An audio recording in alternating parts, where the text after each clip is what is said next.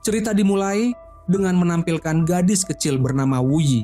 Ia dan ibunya bersama sekelompok orang lain secara ilegal menyeberang perbatasan dari daerah suku minoritas ke Thailand. Mereka berharap bisa mendapatkan pekerjaan dengan gaji tinggi di kota untuk memperbaiki kehidupan. Namun, mereka tidak tahu bahwa yang menunggu mereka adalah penderitaan yang jauh lebih besar. Orang-orang yang menyeberang ini telah membayar sejumlah besar uang kepada seorang kontraktor. Sesampainya di sana, mereka harus menunggu kesempatan kerja di daerah pinggiran kota karena mereka tidak memiliki visa maupun izin kerja. Suatu hari, seorang pekerja perempuan mengalami sakit perut yang sangat parah. Melihat hal ini, Ibu Wu Yi meminta bantuan dari Han dan mendesak sang kontraktor untuk membawa wanita tersebut ke dokter. Namun, permintaan ini ditolak. Merasa diperlakukan tidak adil, Ibu Wu Yi mengajak orang-orang lain untuk memprotes tindakan kejam sang kontraktor. Tetapi, kontraktor itu justru mengancam mereka dengan senjata. Kemudian, di tengah malam, ia diam-diam menangani orang-orang yang dianggap sebagai pengganggu. Seorang wanita yang disebut sebagai Nyonya Bat mendengar kejadian tersebut dan memuji bawahannya karena telah menangani masalah dengan baik. Namun, karena khawatir Ibu Wu Yi akan menghasut orang lain untuk melawan, ia memerintahkan bawahannya untuk membawa Ibu Wu Yi ke rumahnya dan menjadikannya pekerja. Nyonya Bat ingin mengendalikan langsung orang-orang yang memiliki jiwa kepemimpinan seperti Ibu Wu Yi. Keesokan harinya, kontraktor mengatur agar Ibu Wu Yi bekerja sebagai pembantu rumah tangga di rumah Nyonya Bat. Wu Yi dan ibunya dibawa ke sebuah villa mewah, di mana mereka disuruh membersihkan diri sebelum bekerja. Saat melihat tempat tidur yang bersih dan kamar mandi yang mewah, Wu Yi merasa kagum. Namun ia tidak menyadari bahwa ini hanyalah awal dari penderitaan panjang yang akan mereka alami. Setelah Wu Yi dan ibunya selesai membersihkan diri, Nyonya Bat berjanji akan mengurus visa dan izin kerja untuk mereka. Namun ia menyatakan bahwa biaya untuk dokumen-dokumen tersebut sangat mahal dan akan dipotong dari gaji mereka. Kemudian, mereka menjalani pelatihan kerja dan diberitahu tentang aturan ketat yang harus diikuti. Mereka harus bangun pukul 3 pagi setiap hari, menyelesaikan pekerjaan rumah sebelum pukul 6, menyiapkan sarapan sebelum pukul 8, dan harus benar-benar diam saat Nyonya Bat makan. Pada suatu hari, Nyonya Bat memukuli Ibu Wu Yi hingga kepalanya berdarah, lalu memerintahkan Wu Yi untuk membersihkan darah ibunya dari lantai. Melihat hal ini, air mata Wu Yi jatuh tak terbendung, tetapi ia hanya bisa diam dan menahan segalanya. Sayangnya, itu baru permulaan. Nyonya Bat semakin menunjukkan sisi kejamnya dengan menyiksa Ibu Wu Yi tanpa belas kasihan. Sedikit saja kesalahan, Ibu Wu Yi akan mengalami kekerasan dan perlakuan tidak adil. Namun, demi anaknya, Ibu Wu Yi hanya bisa bertahan dan menahan semuanya. Suatu hari, seorang pelanggan yang tertarik dengan kecantikan Wu Yi meminta Nyonya Bat untuk menjadikannya istri simpanannya. Nyonya Bat berbicara dalam bahasa Inggris dengan pelanggan tersebut dan setuju untuk memberi kesempatan. Setelah menutup telepon, ia memerintahkan Wu Yi untuk ikut serta dalam pesta makan malam berikutnya. Merasakan firasat buruk, Ibu Wu Yi segera mengingatkan putrinya untuk belajar bahasa Inggris agar mereka bisa memahami percakapan majikan dan tahu apa yang harus diwaspadai. Sejak saat itu, Wu Yi mulai belajar sendiri bahasa Inggris, sementara ibunya terus merasa cemas dan khawatir akan bahaya yang mendekat. Dalam keputusasaan, Ibu Wu Yi menulis surat permohonan bantuan kepada seorang pemilik toko yang baik hati di luar kota. Ia menceritakan bahwa mereka telah dijadikan budak oleh Nyonya Bat selama 4 tahun, tanpa menerima gaji dan mengalami kekerasan serta perlakuan tidak manusiawi. Ia memohon agar pemilik toko tersebut membantu mereka melarikan diri dari penderitaan ini. Sayangnya, sebelum mereka bisa mendapatkan bantuan, pesta yang ditakuti datang lebih cepat dari yang diperkirakan.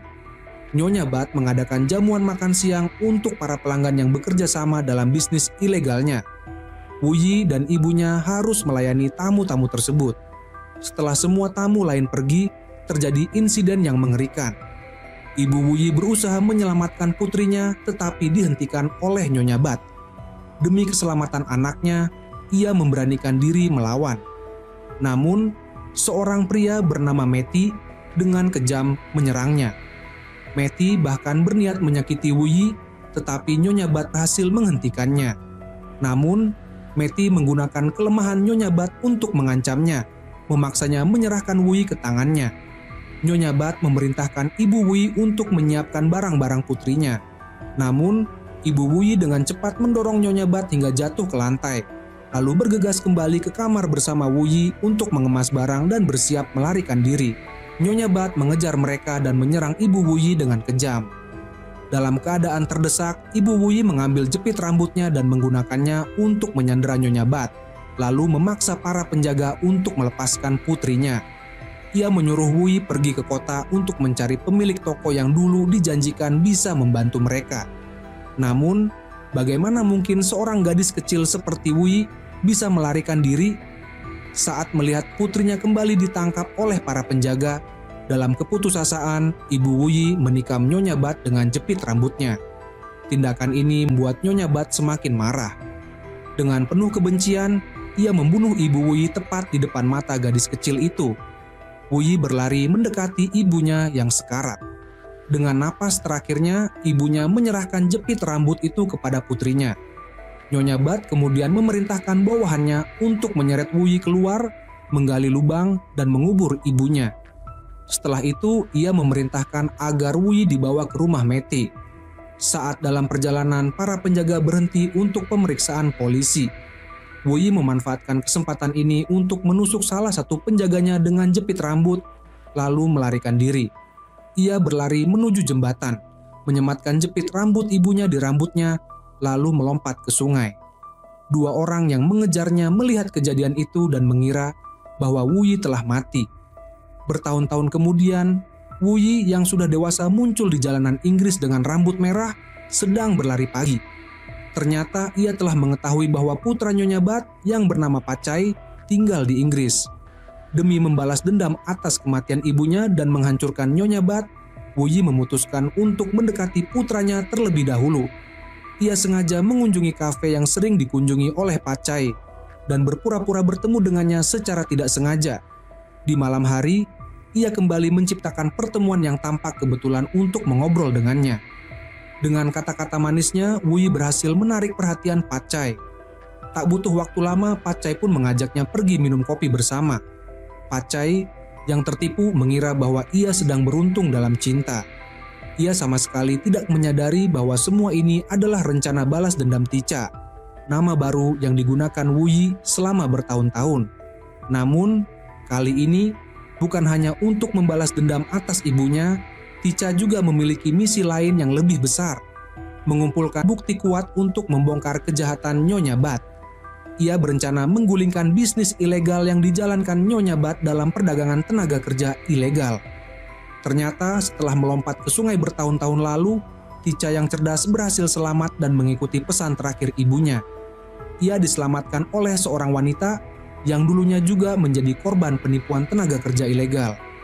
Wanita itu kehilangan kakak laki-lakinya yang tewas saat mencoba menyelamatkannya. Selama bertahun-tahun, wanita tersebut hidup dalam kesabaran dan diam-diam menunggu kesempatan untuk membalas dendam. Di bawah kepemimpinannya, banyak pekerja migran yang tertindas berhasil diselamatkan, dan sekelompok orang miskin yang melarikan diri dari majikan mereka mulai bersatu. Wanita itu kemudian mengadopsi Ticha dan memberinya identitas baru. Karena Ticha kini menggunakan identitas seseorang yang telah meninggal, ia memiliki peluang besar untuk menjalankan misinya. Saat ini, Nyonya Bat telah menjadi sosok berpengaruh dalam masyarakat. Wuyi, yang kini dikenal sebagai Ticha, setuju dengan rencana mendekati putra Nyonya Bat sebagai cara untuk menyusup ke dalam bisnisnya. Seperti yang diharapkan, ia berhasil mendapatkan kepercayaan Pacai. Mereka kembali bertemu di kafe dan kali ini Pacai meminta nomor telepon Ticha. Dengan cepat, ia melaporkan perkembangan rencananya kepada Niwai dan menyatakan bahwa ia akan mempercepat misinya. Tak lama kemudian, Ticha mengundang Pacai untuk makan malam di sebuah restoran. Saat hidangan mulai disajikan, rencana besar mulai bergerak ke tahap berikutnya. Ticha telah mengatur agar seorang pelayan sengaja menumpahkan makanan ke bajunya. Pelayan itu dengan panik meminta maaf. Namun, yang membuatnya terkejut adalah Pacai yang bersikap sangat sopan. mengatakan bahwa itu bukan masalah besar dan tidak menyalahkan pelayan tersebut. Tica kemudian berpura-pura membutuhkan baju ganti dan meminta Pacai mengajaknya ke rumahnya. Ia juga mengusulkan agar mereka membungkus makanan untuk dinikmati di rumah. Dengan cara ini, Tica berhasil memasuki rumah Pacai dengan mudah. Saat Pacai sibuk mencari pakaian untuknya, ia diam-diam mengambil foto sebuah kunci di atas meja untuk keperluannya. Sebelum pergi, Tica mengetahui bahwa Pacai bahkan membantu pelayan tersebut membayar denda dan meminta pemilik restoran agar tidak memecatnya. Hal ini membuat Tica cukup terkejut. Ia tidak menyangka bahwa putra Nyonya Bat bisa sebaik itu. Setelah mengungkapkan rasa terima kasihnya, ia berpamitan dengan sopan dan meninggalkan rumah Pacai. Namun, tanpa sepengetahuannya, Nyonya Bat telah menyuruh seseorang untuk mengawasi setiap gerak-gerik putranya. Mengetahui bahwa Pacai telah membawa seorang wanita ke rumahnya, Nyonya Bat segera memerintahkan bawahannya untuk menyelidiki identitas wanita tersebut. Saat ini, Nyonya Bat memiliki seorang pembantu baru. Ia memberitahu pembantu tersebut bahwa Meti akan datang untuk makan malam. Mendengar nama Meti, pembantu itu langsung merasa ketakutan. Ternyata Meti yang dulu dikenal sebagai sosok kejam, kini telah memiliki korban baru untuk dijadikan objek kesenangannya. Sang pembantu bergegas meminta bantuan, tetapi saat orang-orang mendengar bahwa majikannya adalah Nyonya Bat, mereka segera mundur, mengatakan bahwa mereka tidak bisa berbuat apa-apa. Rupanya, Nyonya Bat telah membangun citra publik yang sangat baik.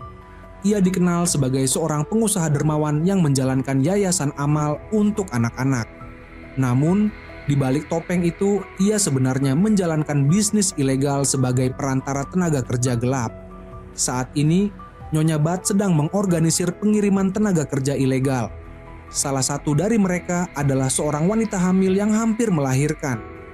Agar bisnis gelapnya tidak terungkap, ia memerintahkan anak buahnya untuk meninggalkan wanita hamil itu begitu saja, membiarkannya bertahan hidup sendiri tanpa bantuan. Para pekerja ilegal yang dikirim ke luar negeri juga tidak pernah dicegat oleh polisi. Beberapa di antara mereka bahkan menghilang secara misterius. Niwai berharap Tica bisa menemukan bukti kuat untuk mengungkap kejahatan Nyonya Bat, agar mereka bisa membawanya ke pengadilan.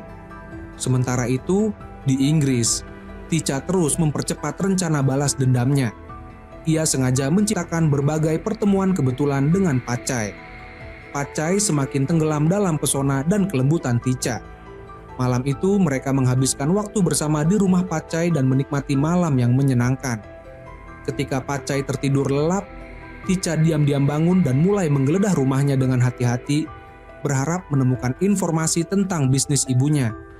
Namun, setelah mencari cukup lama, ia tidak menemukan apapun yang berharga. Tiba-tiba, telepon Pacai berdering. Itu adalah panggilan dari Nyonya Bat. Tica dengan cepat menjawab panggilan itu. Begitu mendengar suara musuh bebuyutannya, ia merasa tegang dan marah. Namun, sebelum situasi menjadi rumit, ia segera menyerahkan telepon itu kepada Pacai yang baru saja terbangun. Ia meninggalkan secarik kertas untuknya lalu buru-buru pergi. Pacai yang masih setengah sadar segera menjawab telepon ibunya. Melihat putranya mengabaikannya karena seorang wanita, Nyonya Bat sangat marah. Ia menghancurkan barang-barang di sekitarnya untuk melampiaskan amarahnya. Segera, ia memerintahkan bawahannya untuk mencari tahu lebih dalam tentang Tica.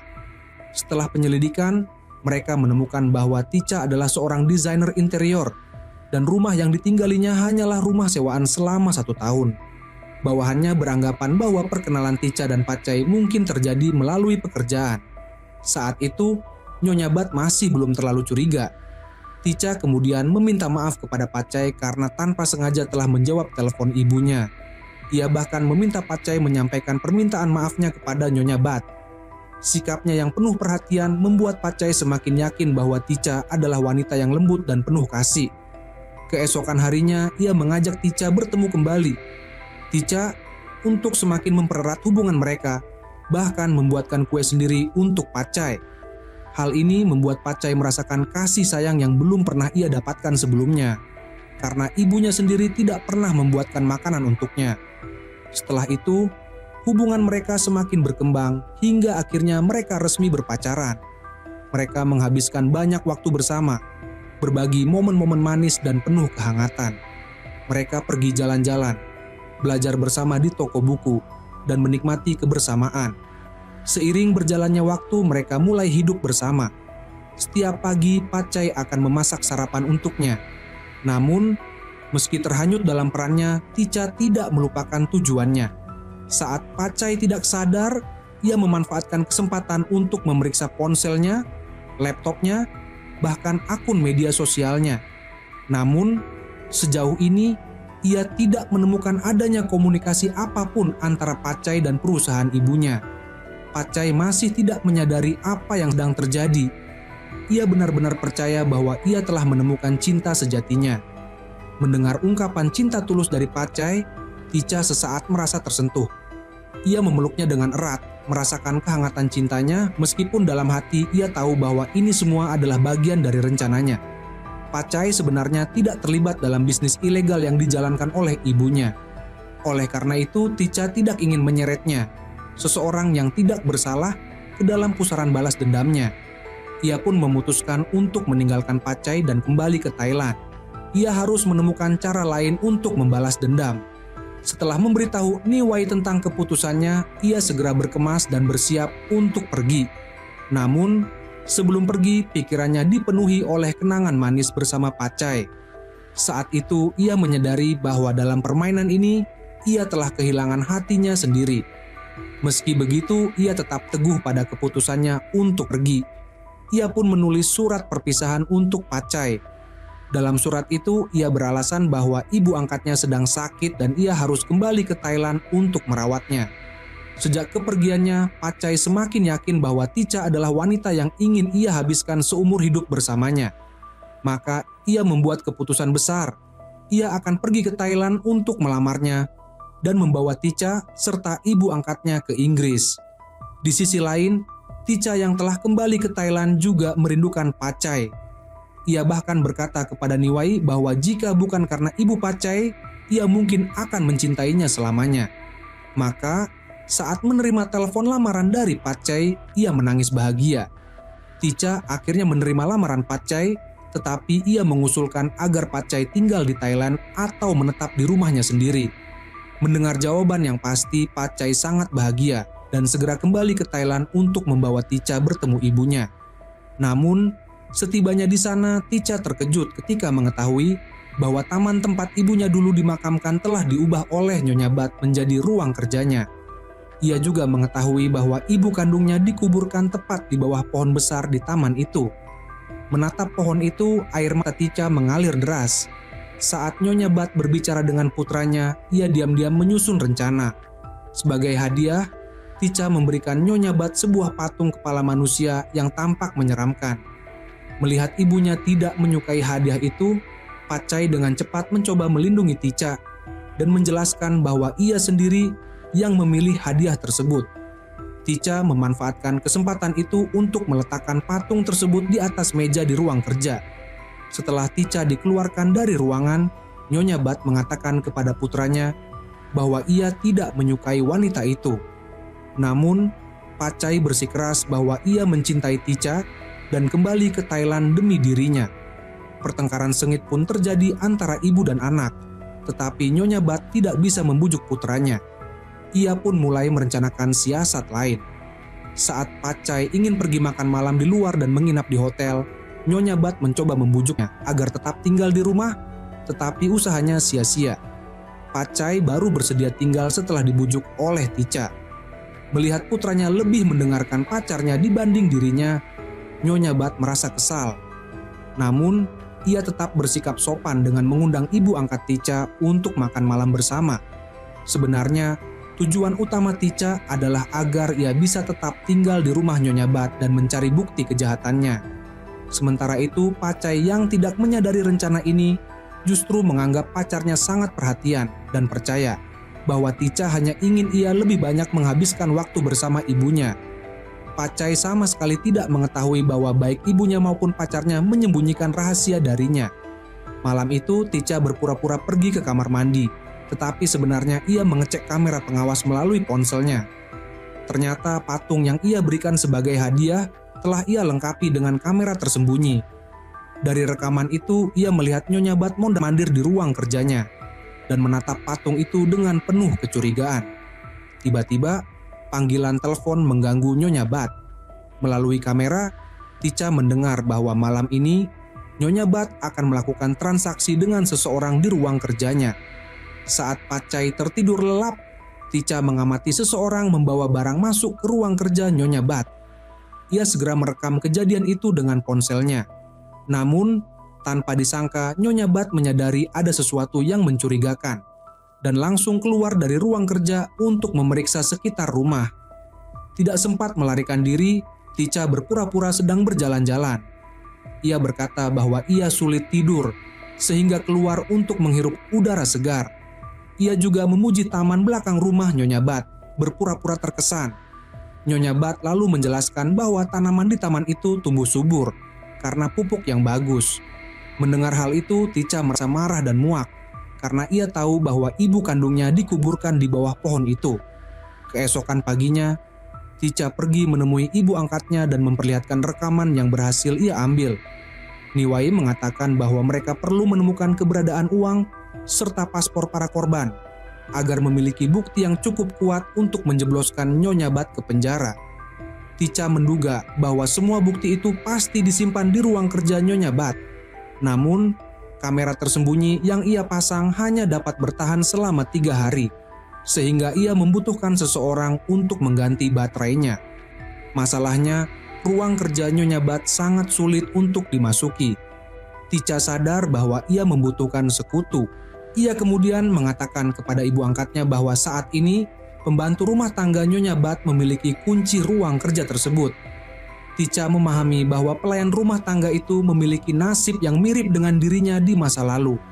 Dengan tulus, ia menyarankan agar pelayan itu mencari bantuan darinya. Namun, saat ini pelayan tersebut masih belum sepenuhnya mempercayai Tica. Sementara itu, ibu angkat Tica memutuskan untuk menghadiri undangan makan malam dari Nyonya Bat. Ia ingin bertemu langsung dengan wanita kejam itu dan melihat bagaimana tatapan matanya. Malam itu, saat Tica pulang ke rumah, ia melihat pelayan itu hampir menjatuhkan barang. Dengan sigap, ia membantunya dan sekali lagi menawarkan bantuan. Pelayan itu mulai merasakan ketulusan Tica.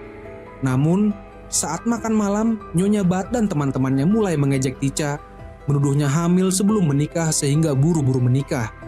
Dengan tenang, Tica menjelaskan bahwa ia dan Pacai memang ingin menikah, bukan karena alasan lain. Saat Nyonya Bat bertanya pendapat ibu angkat Tica, ia langsung menyuruhnya bertanya sendiri kepada ibunya. Kemudian, Pacai datang menjemput ibu angkat Tica. Niwai, yang kini hadir sebagai seorang pengusaha kecil, berbincang dengan Nyonya Bat tentang filosofi bisnis mereka masing-masing. Selama makan malam, Nyonya Bat bertanya kepada Niwai berapa banyak uang mas kawin yang ia inginkan. Namun, Niwai menegaskan bahwa ia membesarkan Tica bukan karena uang, melainkan karena rasa iba terhadap masa kecil Tica yang penuh penderitaan. Ia hanya ingin Tica bahagia. Sebaliknya, Nyonya Bat menganggap kata-kata Niwai hanyalah kepalsuan. Setelah berhasil membuat orang lain meninggalkan meja makan, Nyonya Bat mulai melontarkan sindiran dan penghinaan kepada Niwai. Ia secara terang-terangan menunjukkan ketidaksukaannya terhadap Tica sebagai menantunya. Namun, Niwai dengan tenang menegaskan bahwa Pacai sendiri yang ingin menikahi Tica.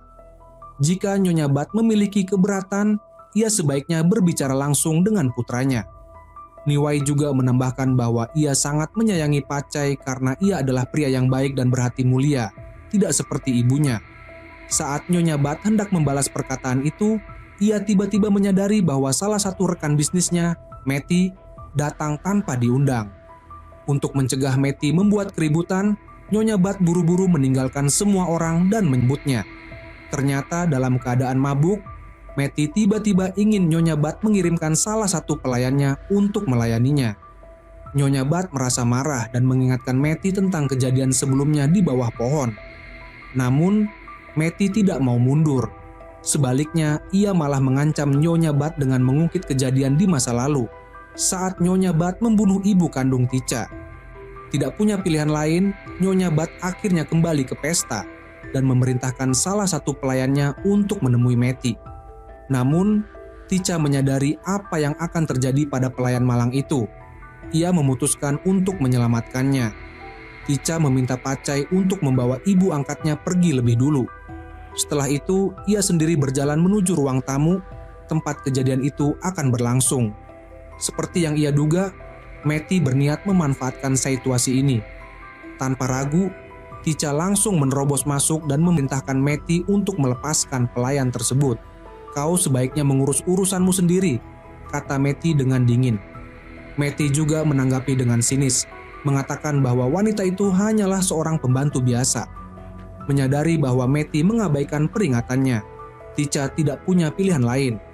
Ia memecahkan vos bunga sebagai bentuk perlawanan. Saat keduanya bertengkar, Tica secara tidak sengaja terluka di tangannya. Pertengkaran mereka menarik perhatian Pacai yang langsung bergegas ke tempat kejadian. Tak lama kemudian, Nyonya Bat juga tiba di ruang tamu. Kehadiran mereka akhirnya membuat pelayan itu terbebas dari cengkeraman Meti. Setelah semuanya mereda, Pacai membawa Tica ke rumah sakit untuk mengobati lukanya. Saat mereka kembali ke rumah, mereka mendapati bahwa Nyonya Bat sudah menunggu mereka. Ternyata ia ingin berbicara dengan putranya secara pribadi di ruang kerjanya. Sementara itu, saat kembali ke kamarnya, Tica secara kebetulan bertemu dengan pelayan yang telah ia selamatkan, yang tampak menunggunya di depan pintu. Setelah kejadian itu, pelayan rumah tangga akhirnya percaya sepenuhnya kepada Tica dan dengan tulus memohon agar ia membantu dirinya keluar dari kehidupan yang menyedihkan. Menanggapi permintaan itu, Tica setuju dan meminta pelayan tersebut untuk membantunya dalam rencana-rencana yang akan datang. Setelah itu, Tica kembali ke kamarnya dan mengecek rekaman kamera pengawas melalui ponselnya. Ia menemukan bahwa Nyonya Bat sedang berbicara dengan putranya mengenai pernikahannya. Dalam percakapan tersebut, Nyonya Bat menyatakan bahwa demi kebahagiaan dan kesenangan putranya, ia tidak akan lagi menentang hubungan mereka. Namun, ia memberi syarat bahwa Pacai tidak boleh mendaftarkan pernikahan mereka secara resmi. Sebagai gantinya, ia berjanji akan segera mengadakan pernikahan untuk mereka. Namun, Pacai menegaskan bahwa ia ingin mendiskusikan terlebih dahulu masalah pendaftaran pernikahan dengan Tica.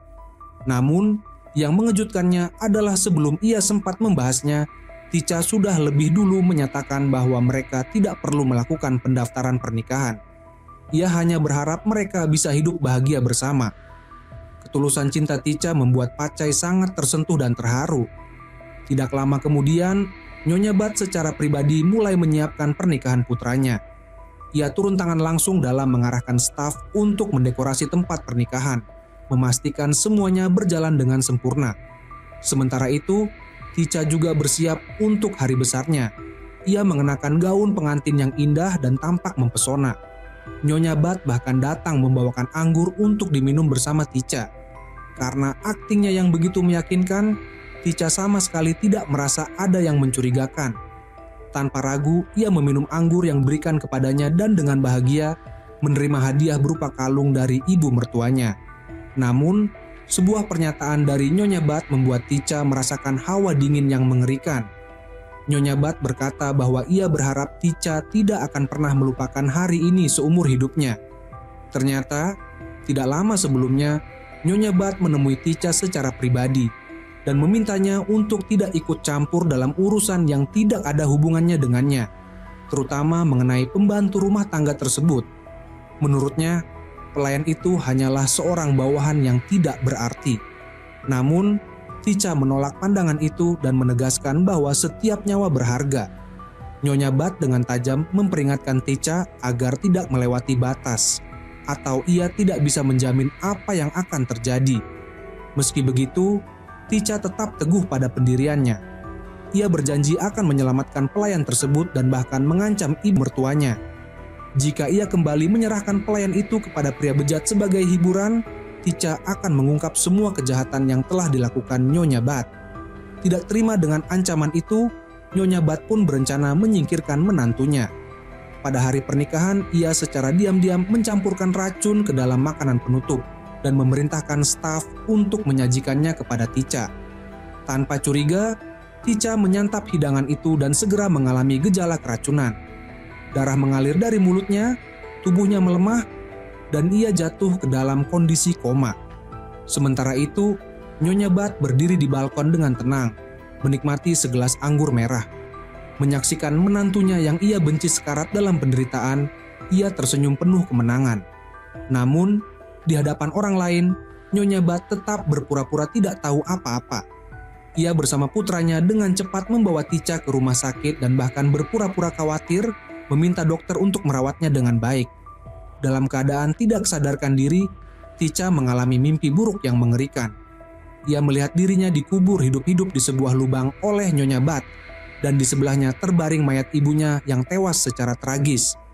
Dalam ketakutan yang luar biasa, ia menangis dan menjerit tanpa henti, sampai akhirnya ia melihat wajah Nyonya Bat dalam kegelapan. Dengan penuh kemarahan, Tica berteriak sekuat tenaga. Mungkin karena tekad kuatnya untuk bertahan hidup dan menuntut balas dendam, ia akhirnya diselamatkan oleh para dokter dari ambang kematian. Dokter mengumumkan bahwa ia telah melewati masa kritis dan menyebut bahwa kondisinya yang mengalami perdarahan hebat disebabkan oleh alergi.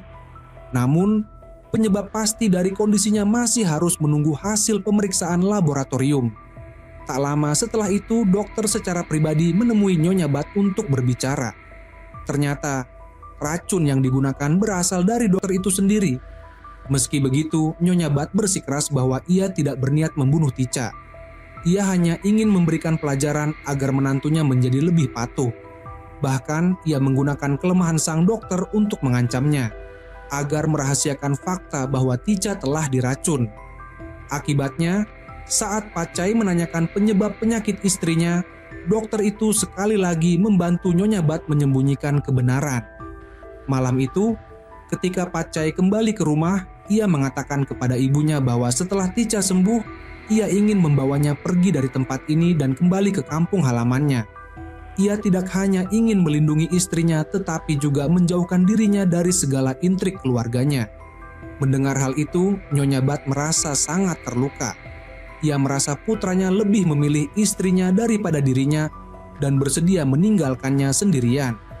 Meski ia telah mencoba menjelaskan bahwa ia membutuhkan kehadiran putranya di sisinya, Pacai tetap teguh pada keputusannya untuk pergi, meninggalkan ibunya dalam kesepian dan kesedihan yang mendalam.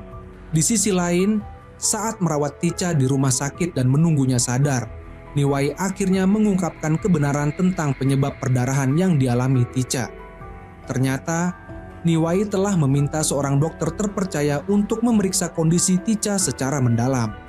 Niwai sangat khawatir akan keselamatan nyawa Tica. Ia menyarankan agar Tica meninggalkan rumah ibu mertuanya, Nyonya Bat, dan mencari cara lain untuk membalas dendam. Namun, Tica tidak ingin menghentikan rencananya di tengah jalan. Ia tidak tahan melihat lebih banyak orang tak bersalah, seperti ibunya, menjadi korban kebrutalan. Niwai juga menyadari bahwa cinta mendalam Tica terhadap Pacai membuatnya terjebak di antara perasaan cinta dan kebencian. Menggunakan orang yang dicintainya sebagai alat balas dendam membuatnya merasa bersalah dan sangat menderita. Namun, meskipun hatinya dilanda konflik, ia tetap teguh pada tujuannya.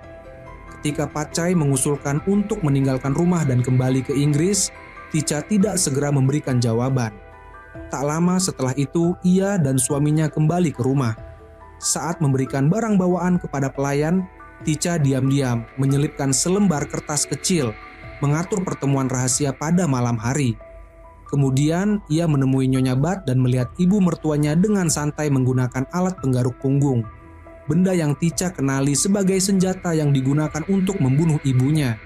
Hatinya dipenuhi dengan rasa sakit dan kebencian yang mendalam, tetapi ia tetap menahan diri dan menyusun rencana balas dendam. Tica meminta bantuan pelayan untuk menyelinap ke ruang kerja Nyonya Bat. Dengan hati-hati, ia menaruh racun pada filter air teh yang biasa digunakan ibu mertuanya.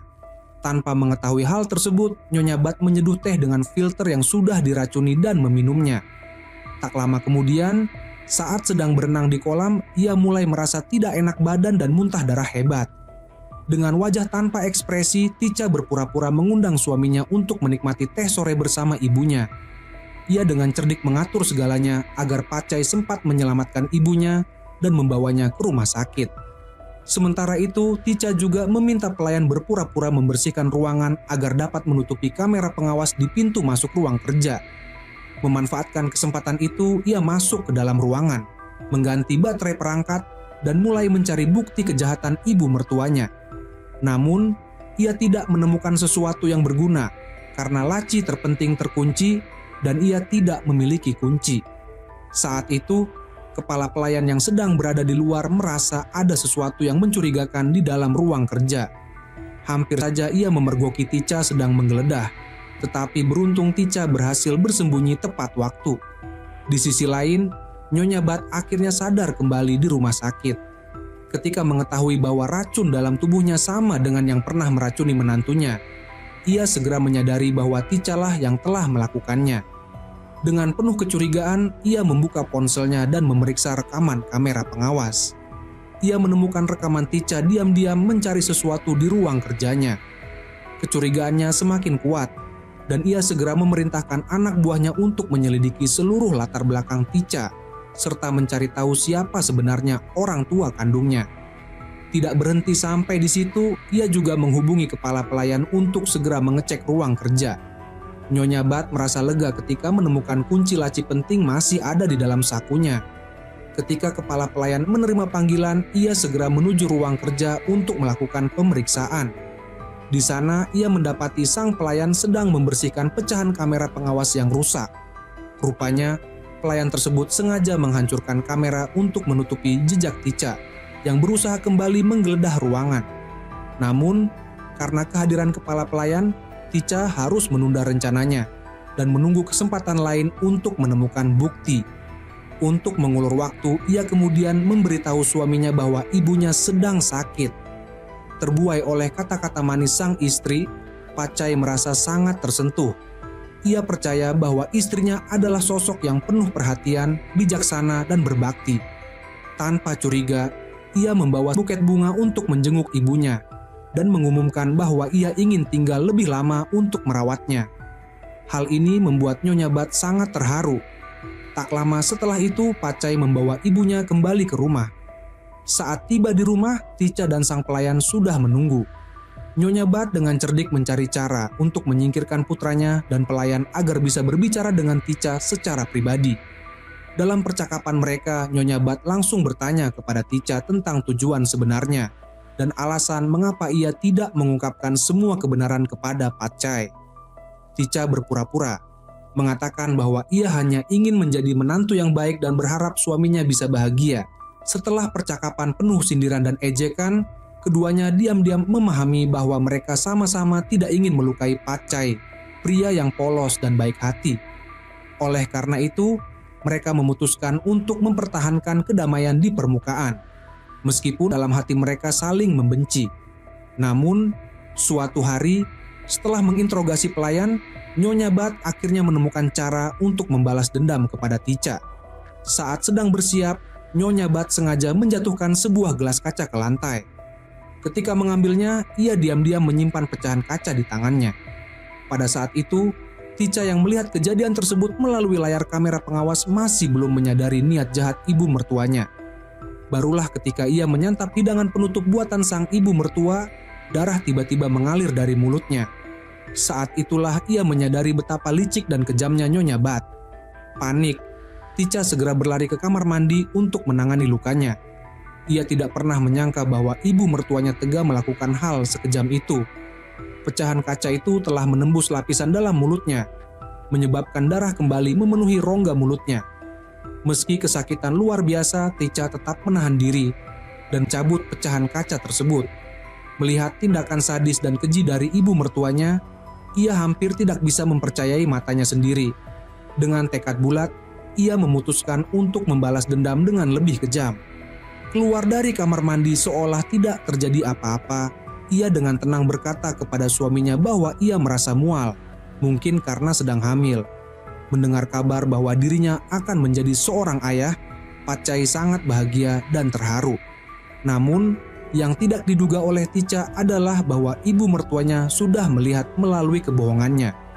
Nyonya Bat segera menghubungi dokter dan meminta agar Tica dibawa ke rumah sakit untuk menjalani tes kehamilan dengan tujuan membongkar kebohongan menantunya di tempat. Meskipun ingin menolak, Tica tidak bisa berbuat apa-apa karena ibu mertuanya menggunakan alasan yang masuk akal, yaitu kekhawatiran terhadap kesehatan janin. Mengingat Tica pernah mengalami keracunan makanan sebelumnya. Dengan berpura-pura peduli, Nyonya Bat memaksa Tica untuk pergi ke rumah sakit.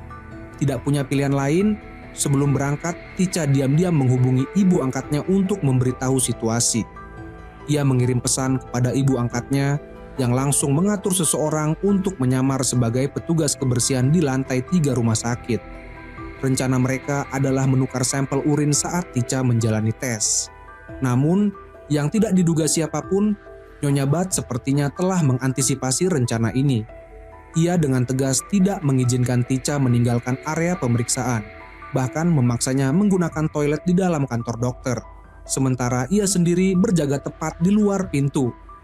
Dalam situasi ini, Tica tidak bisa menjalankan rencananya untuk menukar sampel urin, dan ketika menyadari hal itu, ia mulai mencari cara lain untuk mengatasi masalah ini. Dengan cepat, Tica menyiapkan strategi lain. Ia berencana mengatakan kepada suaminya bahwa rasa mualnya hanyalah akibat stres karena hidup bersama ibu mertuanya. Ia bahkan berencana menunjukkan luka di dalam mulutnya kepada Pacai dan menceritakan semua yang telah terjadi. Namun, Nyonya Bat tidak berniat untuk bernegosiasi dengannya. Yang mengejutkan, hasil tes berikutnya justru membuat keduanya terkejut. Dokter mengumumkan bahwa Tica benar-benar sedang mengandung, usia kehamilan sekitar 3 hingga 4 minggu. Melihat ekspresi bahagia suaminya, Tica merasakan perasaan yang bercampur aduk dan tidak bisa lagi menahan emosinya. Ia tidak ingin lagi memanfaatkan suaminya sebagai alat balas dendam. Awalnya, ia hanya berencana menggunakan cara lain untuk mendekati ibu mertuanya, tetapi tak disangka, ia justru menyeret Pacai yang tidak tahu apa-apa ke dalam kekacauan ini. Diliputi rasa marah dan bersalah, air mata Tica mengalir deras. Ia meminta maaf kepada suaminya dan mengakui penyesalannya. Namun, Pacai yang tidak mengerti rasa sakit dan konflik batinnya hanya berusaha menenangkan dan menghiburnya dengan lembut. Saat kembali ke rumah, Tica berdiri di depan pintu ruang kerja, termenung. Ia mengungkapkan isi hatinya kepada ibunya yang telah tiada, mengaku bahwa ia tidak tahu harus berbuat apa. Ia merasa tidak sanggup lagi menyakiti suaminya maupun anak yang dikandungnya. Kenangan masa kecilnya yang hangat dan penuh kebahagiaan bersama ibunya kembali membanjiri pikirannya, membuat air matanya kembali jatuh. Saat itu, kepala pelayan yang juga merupakan tukang kebun keluarga mendekatinya dan bertanya apa yang sedang ia lihat. Tica dengan cepat berbohong bahwa ia melihat tikus di dalam ruang kerja. Saat berbicara, ia tanpa sengaja mendengar kepala pelayan mengungkapkan bahwa di bawah setiap pohon di taman terdapat sejenis pupuk khusus. Mendengar hal itu, tiba-tiba ia merasakan kemarahan yang menjalar ke seluruh tubuhnya. Selain ibunya, ternyata masih banyak orang lain yang juga mengalami kematian tragis dan dikubur di sana. Menyadari bahwa dirinya tinggal di sebuah rumah yang dikelilingi oleh mayat-mayat, Tica merasa sangat ketakutan hingga tak dapat menahan diri dan muntah hebat. Di sisi lain, Nyonya Bat akhirnya mengetahui bahwa anak yang dikandung Tica telah dikandung sebelum pernikahan berlangsung. Hal ini membuatnya terkejut, mengingat ia telah meracuni menantunya tepat pada hari pernikahan. Saat ini, Nyonya Bat mulai merasa khawatir akan keselamatan janin dalam kandungan Tica. Tak lama setelah itu, ia menerima panggilan dari mitra bisnisnya yang meminta pertemuan untuk membahas proyek kerjasama. Pihak mitra menuntut agar masing-masing pihak menyumbang tambahan 10.000 baht untuk melanjutkan proyek tersebut. Namun, Nyonya Bat mengatakan bahwa dirinya tidak mampu membayar biaya tambahan itu. Ia berencana menggunakan metode berbahaya yang pernah diterapkan oleh Meti untuk menghemat biaya. Namun, Warot, orang yang biasanya membantunya dalam mengurus berbagai urusan, merasa tidak puas karena tidak menerima bayaran yang diharapkannya. Ia pun mengancam akan membongkar segalanya. Demi menghapus semua bukti kejahatannya, Nyonya Bat memanggil kepala pelayan sekaligus tukang kebun ke ruangannya untuk berdiskusi. ia berjanji akan memberikan kemudahan agar pria itu bisa diam-diam menyingkirkan seluruh pupuk yang berada di bawah pohon-pohon di taman.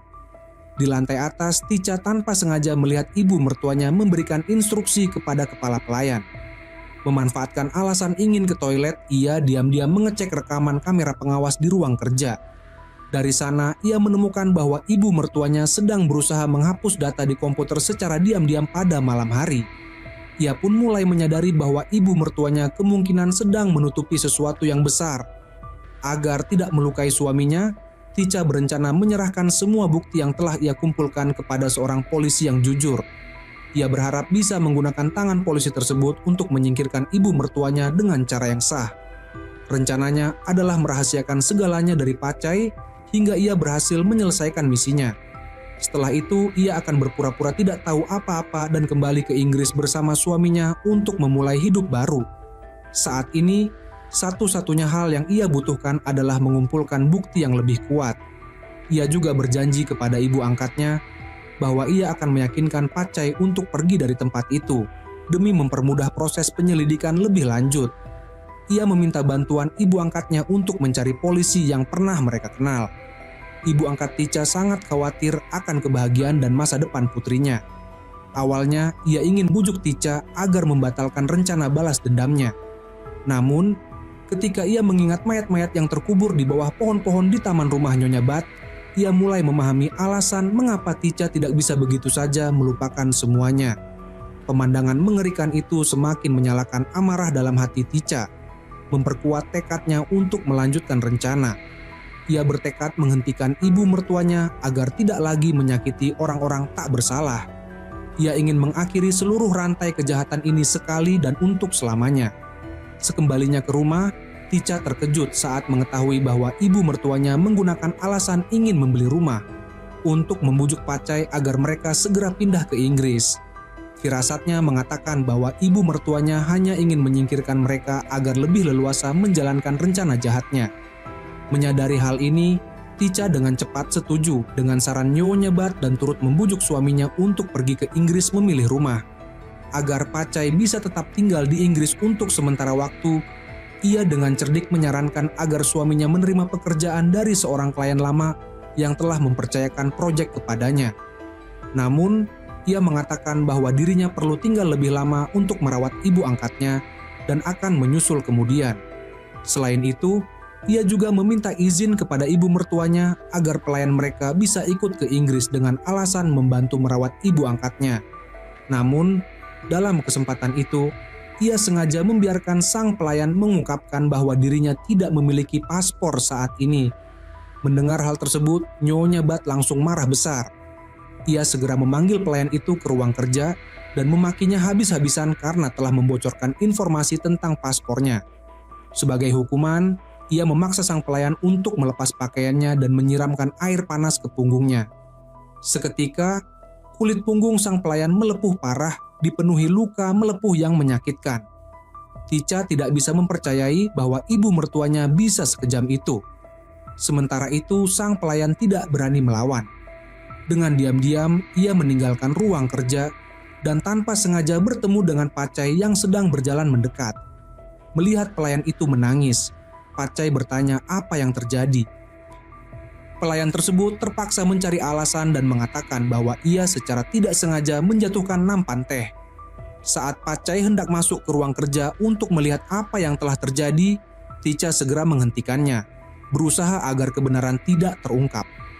Keesokan harinya, Pacai berpamitan dengan ibu dan Tica sebelum berangkat ke Inggris. Sementara itu, Tica mulai mengambil langkah-langkah untuk menjalankan rencananya. Ia memaksa ibu mertuanya untuk membuatkan paspor bagi sang pelayan, menegaskan bahwa ia pasti akan membawa pelayan itu pergi dari tempat ini. Jika tidak, ia akan mengungkapkan semua kebenaran tentang percobaan peracunan kepada putranya. Namun, Nyonya Bat sama sekali tidak berniat menyerah. Sebaliknya, ia diam-diam menelepon Meti dan berjanji akan mengirimkan pelayan itu ke rumahnya. Tanpa sengaja, pelayan tersebut mendengar percakapan itu dan segera memberitahu Tica. Setelah mengetahui rencana ibu mertuanya, Tica tetap tenang dan menenangkan pelayan tersebut, menyuruhnya untuk bersikap biasa dan tetap mengikuti rencana mereka. Di sisi lain, berdasarkan saran seorang teman, Pacai pergi menemui dokter untuk melakukan pemeriksaan kesehatan. Dalam perbincangan mereka, dokter menyadari bahwa kondisi emosional Pacai telah menjadi lebih stabil sejak menikah dengan Tica, sehingga ia menyarankan agar Pacai mulai mengurangi dosis obatnya secara bertahap. Dari percakapan tersebut, terungkap bahwa baik Tica maupun Nyonya Bat tidak mengetahui bahwa Pacai memiliki kondisi yang mengharuskannya mengonsumsi obat untuk mengendalikan emosinya. Suatu hari, Pacai secara kebetulan bertemu dengan seorang kolega di bidang desain interior. Dalam obrolan mereka, ia menyadari bahwa kolega tersebut sama sekali tidak mengenal Tica. Saat itulah Pacai baru menyadari bahwa Tica telah berbohong padanya sejak pertemuan pertama mereka. Ia pernah berpura-pura menjadi seorang desainer interior dan bahkan mengaku sebagai rekan kerja orang ini. Fakta ini membuat Pacai terkejut dan bingung. Ia buru-buru pulang ke rumah, menggeledah barang-barang untuk mencari sesuatu yang bisa menjelaskan semuanya. Dalam perbincangan dengan Tica, ia akhirnya mengonfirmasi bahwa sejak awal Tica memang sengaja mendekatinya dengan maksud tertentu. Hati Pacai hancur, dan ia tidak bisa menyembunyikan kekecewaannya. Saat itulah ia akhirnya memahami mengapa Tica pernah meminta maaf kepadanya. Dalam kondisi tertekan, tubuhnya melemah dan ia jatuh tersungkur ke lantai. Saat itu ia teringat cerita Tica tentang peninggalan ibunya, sebuah jepit rambut. Dengan benda itu di tangannya, ia berdiri terdiam untuk waktu yang lama. Pikirannya dipenuhi berbagai pertanyaan. Mungkinkah Tica adalah gadis kecil di masa lalu yang pernah diikat tangannya dan memegang jepit rambut ini? Kenangan lama yang menyakitkan kembali menyeruak di benaknya. Ia mengingat bagaimana di masa kecilnya ia sangat ingin tinggal bersama ibunya. Namun, ibunya justru mengirimnya ke luar negeri untuk belajar tanpa mempedulikan perasaannya. Semua itu dilakukan agar sang ibu bisa lebih leluasa menjalankan bisnis gelapnya di dunia perantara ilegal. Pernah suatu kali, ia mendapatkan nilai tertinggi seperti yang diharapkan ibunya dan dengan penuh harapan menantikan ibunya menjemputnya di bandara. Namun, harapannya hancur. Bukannya datang sendiri, ibunya malah meminta seorang teman untuk mencarikan hotel baginya dan segera membelikannya tiket kembali ke luar negeri. Saat itu, Pacai tidak tahu bahwa pada saat yang sama ibunya sedang melakukan kejahatan mengerikan. Nyonya Bat baru saja membunuh ibu Tica. Ia bahkan memerintahkan anak buahnya untuk menggali lubang untuk mengubur jasadnya. Namun, Pacai tidak mengikuti rencana ibunya. Alih-alih menuju hotel, ia diam-diam naik taksi dan pulang ke rumah. Ketika sampai di halaman rumah, tanpa sengaja ia melihat seorang gadis kecil yang tak lain adalah Tica di masa kecil sedang diseret oleh para penjaga. Saat itu ia melihat jepit rambut milik gadis itu jatuh ke tanah. Dalam upaya untuk melarikan diri, gadis kecil itu berusaha meraih jepit rambutnya sebelum akhirnya kembali ditangkap. Awalnya, Pacai mengira bahwa rumahnya telah dimasuki oleh orang jahat. Dengan panik, ia berlari masuk ke dalam rumah untuk memeriksa. Namun, pemandangan yang ia lihat membuatnya terkejut. Ibunya yang selama ini ia hormati ternyata adalah dalang di balik semua kejadian ini. Dengan tubuh berlumuran darah, sang ibu sedang mengarahkan orang-orangnya untuk membersihkan tempat kejadian perkara. Pacai merasa sangat terguncang, sulit mempercayai bahwa sosok ibu yang selama ini tampak lembut dan penuh kasih sayang ternyata memiliki sisi kejam seperti itu. Semua perhatian dan cinta yang ia terima hanyalah topeng sempurna yang menyembunyikan kebengisannya. Kembali ke masa sekarang, Tica mulai menyusun rencana untuk menghadapi ibu mertuanya. Ia mengunggah rekaman percakapan yang ia dengar secara diam-diam antara ibu mertuanya dan seorang polisi korup yang bersekongkol dalam berbagai tindakan ilegal. Tica ingin menguji seberapa besar kekuatan gelap yang dimiliki oleh Nyonya Bat. Selanjutnya, Tica meminta pelayan rumah untuk mengawasi kepala pelayan dan mengetahui bahwa ia sedang memimpin orang-orang untuk menggali tanah di halaman. Ia pun menyuruh pelayan tersebut untuk diam-diam mengambil foto sebagai bukti. Namun, pelayan itu hampir saja tertangkap basah oleh kepala pelayan. Beruntung, tepat ketika kepala pelayan hendak memeriksanya, sebuah panggilan telepon mengalihkan perhatiannya dan memungkinkan pelayan itu lolos. Keesokan harinya, rekaman suara yang diunggah oleh Tica di internet langsung memicu kegemparan. Matty, Warod, dan Nyonya Bat mulai panik. Tica dan ibu angkatnya semakin memperkeruh situasi dengan membuat berbagai komentar di media sosial yang menyudutkan Nyonya Bat, sehingga menimbulkan tekanan terhadap pihak berwenang. Akibatnya, seorang polisi yang jujur segera mengumumkan bahwa ia akan menyelidiki kasus ini hingga tuntas dan memastikan tidak ada penjahat yang lolos dari hukum. Hal ini berarti bahwa jaringan kriminal yang dipimpin oleh Nyonya Bat berada dalam bahaya dan terancam terbongkar. Ibu angkat Tica merasa khawatir bahwa tindakannya akan membuatnya kehilangan keluarga yang selama ini ia perjuangkan, sehingga ia menyarankan Tica untuk berhenti sebelum terlambat. Namun, Tica tetap teguh pada pendiriannya.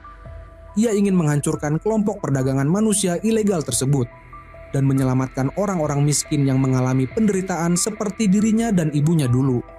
Di saat yang sama, Tica mencari tahu apakah Matty masih berhubungan dengan Nyonya Bat. Secara kebetulan, ia mengetahui bahwa Matty telah mengirimkan sekotak permen kepada Nyonya Bat. Ia pun meminta pelayan untuk memeriksa isi kotak tersebut. Sementara itu, Nyonya Bat sedang berusaha mengingat detail percakapan teleponnya yang mencurigakan. Ia ingat bahwa ia sempat mengusir pelayan yang mendengar pembicaraannya, lalu tiba-tiba merasa curiga dengan boneka aneh yang diberikan oleh Tica. Ia pun mendekati boneka tersebut untuk memeriksanya dengan lebih teliti.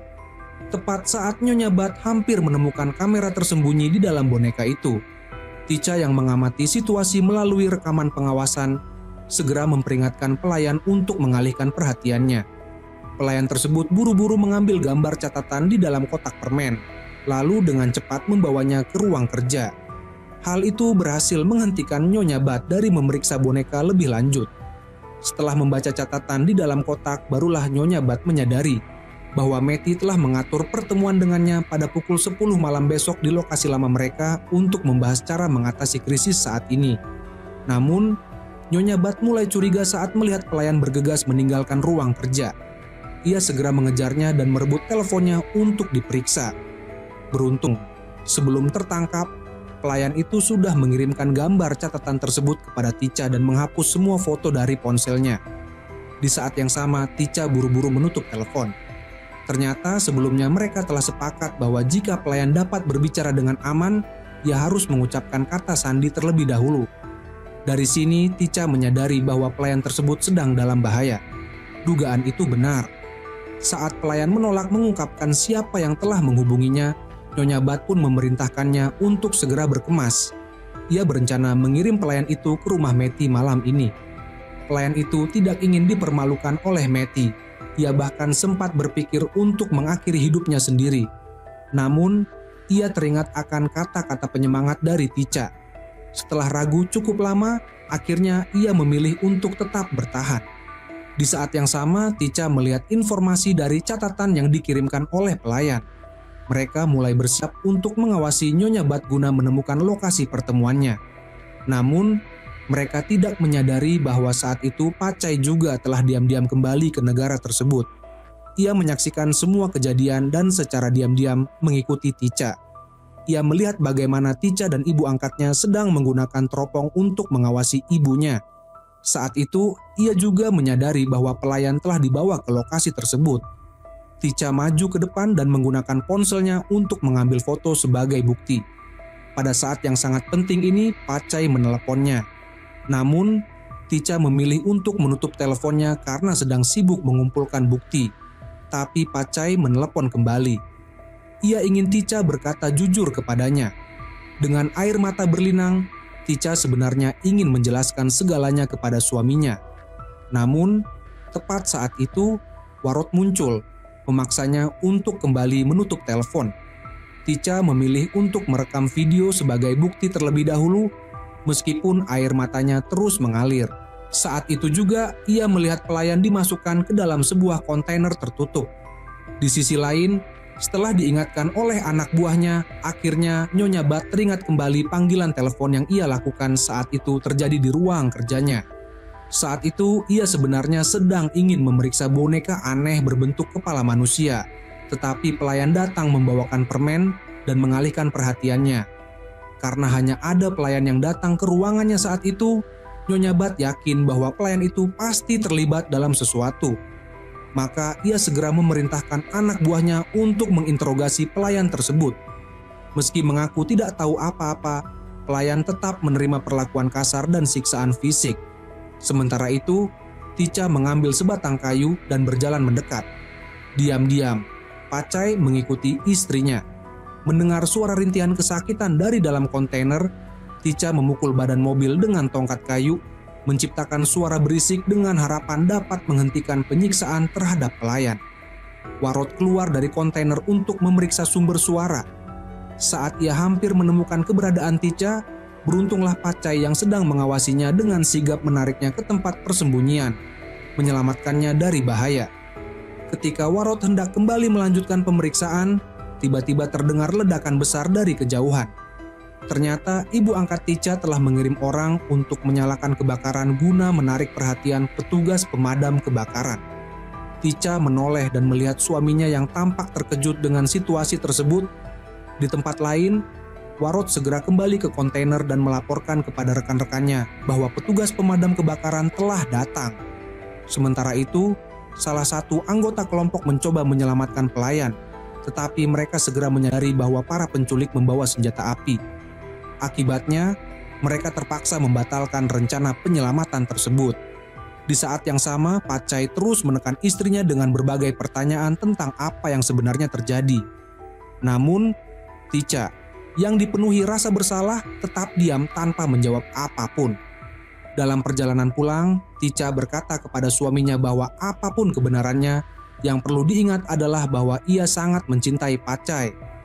Ibu angkatnya juga menyarankan agar mereka berdua berbicara secara terbuka dan mengingatkan Pacai bahwa istrinya memiliki alasan tersendiri atas tindakannya. Namun, Pacai yang masih sulit menerima kenyataan bahwa istrinya telah berbohong kepadanya merasa sangat marah dan terus menuntut penjelasan. Tica tidak lagi bisa mengungkapkan bahwa ia telah memanfaatkan suaminya sebagai alat balas dendam. Sepanjang setengah hari ia hanya diam sambil meneteskan air mata. Akhirnya, Pacai tidak bisa menunggu lebih lama lagi.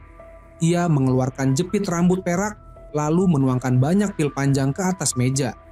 Dengan penuh rasa sakit, ia akhirnya mengungkapkan rahasianya kepada istrinya, bahwa ia menderita depresi dan harus mengonsumsi obat untuk menjaga kondisinya.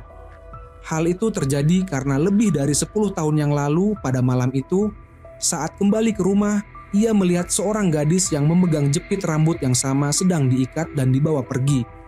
Ia memiliki firasat buruk tentang kejadian tersebut, dan sejak saat itu ia mengalami depresi berat. Dengan mata penuh air mata, Tica pun mengungkapkan seluruh kebenaran kepada suaminya. Ia mengatakan bahwa ibu mertuanya adalah dalang di balik jaringan perdagangan manusia ilegal. Saat masih kecil, ia dan ibunya pernah menjadi pelayan di rumah wanita itu. Ia telah mengalami perlakuan buruk dan kekerasan sejak kecil. Sambil menangis, ia menunjukkan bekas luka dari masa lalunya kepada suaminya, menceritakan kisah masa kecilnya yang penuh penderitaan. Melihat istrinya yang begitu hancur, Pacai segera memeluknya erat, berusaha menenangkan rasa sakit yang ia rasakan. Pacai sendiri juga merasa sangat terpukul dan putus asa. Setelah keduanya tenang, Tica mengatakan kepada suaminya bahwa ibu mertuanya sering menyerahkan gadis-gadis kecil kepada Meti untuk dijadikan hiburan. Malam itu, alasan ia melarikan diri adalah karena hampir menjadi korban Meti. Dan tadi malam, pelayan mereka mengalami kejadian serupa dengan apa yang pernah ia alami. Ia telah mengambil risiko besar untuk menyelamatkan pelayan itu. Ia juga mengatakan kepada suaminya bahwa ia tidak akan berhenti di sini. Ia harus memastikan ibu mertuanya masuk penjara agar tidak ada korban lain yang mengalami penderitaan yang sama. Mendengar hal ini, Pacai terkejut ketika mengetahui bahwa ibunya telah mengubur ibu kandung Tica di bawah pohon di ruang kerjanya. Ia hampir tidak bisa mempercayai kenyataan tersebut. Setelah mengucapkan selamat tinggal kepada Tica, Pacai bersiap untuk menemui ibunya. Saat itu, Nyonya Bat sedang memerintahkan pengurus rumah tangga untuk menggali tanah di bawah pohon di ruang kerjanya, dengan niat menghilangkan bukti kejahatan masa lalu. Tiba-tiba, ia menerima telepon yang memberitahu bahwa Tica telah menyamar sebagai seseorang yang telah meninggal. Nyonya Bat segera mulai curiga terhadap identitas menantunya. Dalam kemarahan, ia menghancurkan patung kepala yang diberikan oleh Tica. Dari dalam patung itu, ia menemukan kamera tersembunyi. Saat itulah ia akhirnya menyadari bahwa rekaman suara yang beredar adalah hasil perbuatan Tica. Ia juga menyadari bahwa Tica telah bekerja sama dengan pelayan untuk menjebaknya. Marah, ia segera menelepon Matty dan memerintahkannya untuk menginterogasi pelayan itu dengan segera, lalu menghancurkan barang-barang di sekitarnya untuk melampiaskan amarah. Dengan penuh kebencian, ia bersumpah akan menghancurkan Tica sebagai balas dendam. Sementara itu, Tica berusaha mencari cara untuk menyelamatkan pelayan itu, tetapi anak buahnya tidak dapat menemukan keberadaannya. Dalam kebingungan, ia meminta Pacai bertanya kepada ibunya, tetapi panggilannya tidak dijawab. Khawatir, ia memutuskan untuk mengendarai mobilnya dan mencari sendiri. Di sisi lain, Nyonya Bat akhirnya menerima berkas informasi lengkap tentang Tica. Saat itulah ia menyadari bahwa Tica adalah gadis kecil yang dulu pernah bekerja sebagai pelayan di rumahnya. Mengingat semua tindakan aneh yang dilakukan Tica selama ini, ia akhirnya memahami tujuan sebenarnya dari menantunya. Marah karena merasa telah ditipu oleh wanita yang dicintai putranya, Nyonya Bat terkejut ketika tiba-tiba melihat putranya kembali ke rumah. Ia segera mengatakan kepada putranya bahwa Tica adalah penipu, bahwa semua informasi tentangnya adalah palsu. Namun, Pacai membalas dengan menyebutkan nama asli Tica, yaitu Wuyi. Tidak peduli dengan protes ibunya, ia menyeretnya ke ruang kerja untuk langsung berhadapan dengan bukti. Ia menunjukkan bahwa ibu kandung Tica telah dikubur di bawah pohon di ruangan tersebut. Saat mendengar bahwa ibunya tidak hanya menyangkal semua tuduhan tetapi juga menuduh Tica telah memanipulasi dirinya, Pacai akhirnya kehilangan kesabaran dan menentang ibunya. Ia mengungkapkan semua kejahatan yang telah dilakukan ibunya pada malam itu dan mengakui bahwa ia sebenarnya ada di tempat kejadian. Saat masih kecil, ia mungkin tidak memahami semuanya, tetapi ia tahu bahwa peristiwa itu sangat mengerikan. Sejak saat itu, ibunya selalu menyembunyikan kebenaran darinya. Menyadari bahwa ia tidak bisa lagi menyembunyikan rahasianya, Nyonya Bat akhirnya berbicara kepada putranya. Ia mengatakan bahwa semua yang ia lakukan adalah demi dirinya dan demi Pacai sendiri. Sebagai solusi terakhir, ia mengusulkan agar putranya membawa Tica ke luar negeri untuk hidup bersamanya, asalkan mereka sesekali mengirimkan foto cucunya sebagai bukti bahwa mereka baik-baik saja. Satu-satunya permintaannya adalah agar Tica menghentikan rencana balas dendamnya. Namun, Nyonya Bat telah meremehkan tekad Tica. Kini, bagi Tica, segalanya tidak akan pernah kembali seperti semula. Tica tidak hanya ingin membalas dendam, tetapi juga ingin menghancurkan seluruh jaringan perdagangan manusia ilegal yang dipimpin oleh ibu mertuanya. Ia ingin menyelamatkan banyak orang dari penderitaan. Dengan tekad kuat, ia terus menanyakan keberadaan pelayan yang telah diculik. Nyonya Bat segera menelepon Matty untuk menanyakan hal itu, tetapi yang mengangkat telepon justru polisi. Ternyata pelayan yang telah mengalami penyiksaan itu akhirnya memberanikan diri untuk membalas dendam. Dengan pisau kecil yang ia sembunyikan, ia menusuk perut Matty. Meskipun Matty tidak tewas di tempat, ia mengalami luka parah.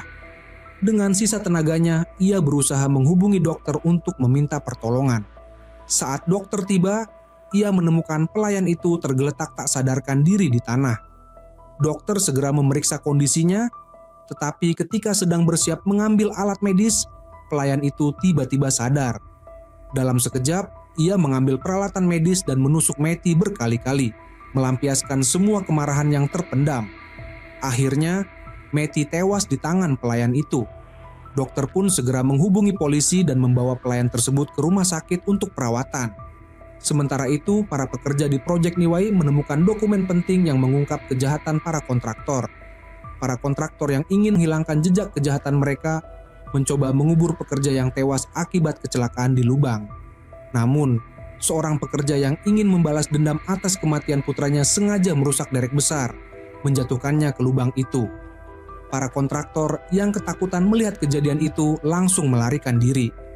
Insiden besar ini menarik perhatian media. Wartawan berdatangan ke lokasi untuk menyelidiki dan mewawancarai saksi. Mereka mencoba menghubungi pengacara Matty, tetapi tidak ada yang menjawab. Pada saat itu tidak ada yang tahu bahwa Matty sudah tewas. Di tempat lain, Nyonya Budd mulai merasa ada yang tidak beres. Ia buru-buru menyalakan televisi dan melihat berita tentang kecelakaan derek di sebuah lokasi konstruksi. Dalam laporan itu ditemukan banyak mayat pekerja migran ilegal yang dikubur di dalam lumpur. Para kontraktor melarikan diri dan Matty yang terlibat dalam kasus itu juga telah tewas. Warot, kaki tangan mereka akhirnya tertangkap. Melihat seluruh jaringan kriminal yang ia bangun selama bertahun-tahun hancur dalam sekejap, Nyonya Budd mengamuk. Dengan penuh kebencian, ia bersumpah akan membalas dendam kepada Techa dan mengakhiri hidupnya untuk melampiaskan amarahnya. Dalam amarahnya, Nyonya Budd mengambil senjata dan menyerang Techa. Tetapi Techa dengan gesit menghindar. Dalam pertarungan sengit, Techa terdorong hingga jatuh ke dalam lubang besar. Tetapi ia berhasil menarik Nyonya Budd jatuh bersamanya. Di dalam lubang itu, keduanya terus bertarung dengan penuh kebencian. Nyonya Budd berulang kali mencoba menghabisi Techa, tetapi Techa berhasil naik ke atas lubang. Namun, Nyonya Budd tidak tinggal diam. Ia juga naik dan terus mengejar menantunya. Dalam usaha mempertahankan diri, Techa menusukkan jepit rambut ke tubuh ibu mertuanya. Tetapi hal itu justru semakin membuat Nyonya Budd bertekad untuk membalas dendam dengan lebih kejam. Saat Techa hampir dalam bahaya, Pacai tiba di lokasi dan mencoba menghentikan ibunya, sekaligus menyelamatkan istrinya. Pertarungan berlanjut dengan perebutan senjata di atas meja. Pada akhirnya, Nyonya Budd berhasil merebut pistol dan menembakkannya ke arah Techa. Namun, siapa sangka Techa berhasil menghindar dan peluru itu justru mengenai Pacai yang baru saja berdiri. Ia langsung roboh, darah mengalir deras dari tubuhnya. Menyaksikan putranya tergeletak tak berdaya, baik Nyonya Budd maupun Techa terkejut dan tak percaya. Nyonya Budd tidak menyangka bahwa ia telah menembak anaknya sendiri. Dengan panik, Techa melompat ke dalam lubang dan merangkul Pacai, memohon kepada Nyonya Budd untuk segera memanggil dokter. Namun, Nyonya Budd menolak memanggil bantuan medis karena ia tahu bahwa jika dokter datang, semua kejahatannya akan terungkap. Melihat keadaan itu, Techa berusaha sendiri untuk menghubungi ambulans. Tetapi dalam keadaan kalap, Nyonya Budd melompat ke dalam lubang dan memukul kepala Techa dengan sekop hingga ia pingsan. Tubuh Techa yang berlumuran darah terkulai di atas tubuh suaminya. Waktu berlalu entah berapa lama hingga akhirnya Techa siuman. Dengan tubuh yang lemah dan bersimbah darah, ia segera merangkak mendekati Pacai. Namun, saat ia memeriksa suaminya, ia menyadari bahwa detak jantungnya telah berhenti. Pacai telah tiada. Dalam keputusasaan, Nyonya Budd kembali mencoba menghabisi Techa untuk menutupi semua kejahatannya. Ia menyalahkan Techa atas kematian putranya dan bersikeras bahwa semua ini adalah kesalahan menantunya. Sambil berteriak, ia mencekik Techa.